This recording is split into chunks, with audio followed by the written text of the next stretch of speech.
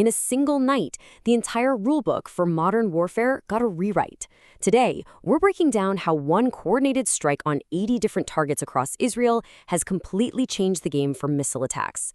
This is the story of the 80-target night. It all boils down to this one number, 80.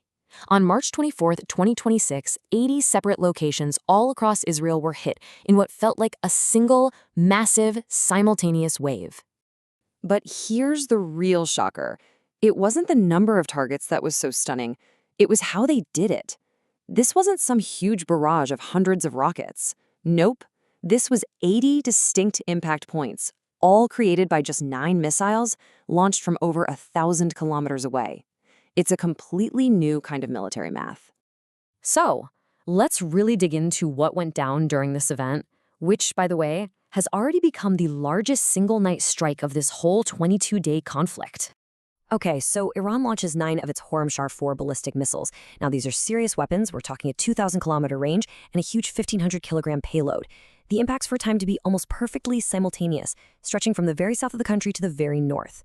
From a defense point of view, this is an absolute nightmare. Every single radar, every interceptor battery, from the short-range Iron Dome to the high-altitude Arrow 3, was forced to react at the exact same moment. The entire network was just saturated. And the result? 80 successful strikes. Which, of course, brings us to the million-dollar question. How on earth did this happen? How do you get past one of the most sophisticated, most layered air defense networks on the entire planet? Well, the answer is kind of surprising. It's not that the defense system failed, it's that the attack was specifically designed to make failure or success totally irrelevant. The real key is in the warhead these missiles were carrying. Instead of one big explosion, the Khorramshahr-4 was carrying what's called a cluster munition. So think of it not as one bomb, but as a delivery system for dozens and dozens of smaller ones. So here's the play-by-play. The missile launches, flies high up into the atmosphere. But then, as it comes screaming down toward its target, the main warhead pops open. It starts to spin, scattering its payload, up to 80 small bomblets, which then fall on their own over a massive area. And this quote from missile expert Tal Inbar just nails it. This is a weapon designed specifically to bypass active defense.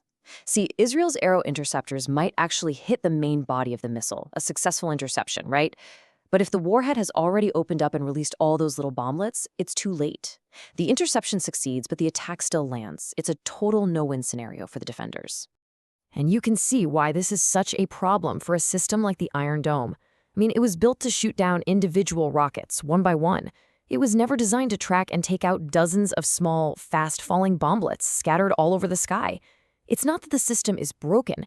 It's that the sheer number and the wide dispersal of these bomblets just completely overwhelm its ability to do anything about them. But this attack, it tells us something much bigger than just, hey, there's a new weapon. It really signals a fundamental change in Iran's entire military strategy. And the scale of this shift is just staggering. Look at this.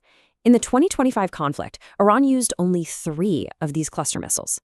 In just the first 3 weeks of this new conflict, that number has jumped to around 150. This isn't some slow, gradual change. This is a strategic revolution happening in real time.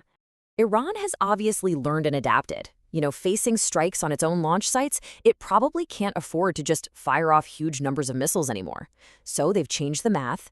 Instead of firing 30 missiles to get 30 impacts, they now fire 9 missiles to get 80 impacts. It's a strategy of maximum damage with minimum effort, born out of pure military necessity. And there's more. It wasn't just the 9 missiles from Iran. The attack was perfectly synchronized. At the same time, Hezbollah fired 100 rockets from Lebanon into northern Israel. This forced Israel to defend on 2 fronts at the exact same moment. While the defenses up north were busy dealing with Hezbollah's rockets, the defenses in the center and south were trying to handle the incoming cluster bomblets. The whole system was stretched to its breaking point. But using a weapon like this brings up some really big, really troubling questions on the humanitarian and legal side of things. The very thing that makes these cluster munitions so militarily effective, that wide dispersal, is also what makes them so incredibly dangerous for civilians. They're just not accurate. And even worse, they have a really high dud rate, which means a lot of them don't actually explode on impact. So these unexploded bomblets just litter the ground, and they basically become landmines, posing a deadly threat to anyone, civilians, rescue workers, for months, even years to come. Now, there is an international treaty from 2008 that bans these weapons. It's called the Convention on Cluster Munitions. The thing is, neither Iran nor Israel has signed it.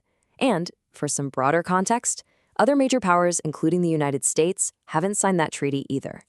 But the 80-target night didn't happen in a vacuum. It was part of a terrifyingly fast escalation that has now pushed this conflict into its most dangerous phase yet. This whole attack is part of a very dangerous back and forth. It came after an Israeli strike on Iran's Natanz nuclear facility.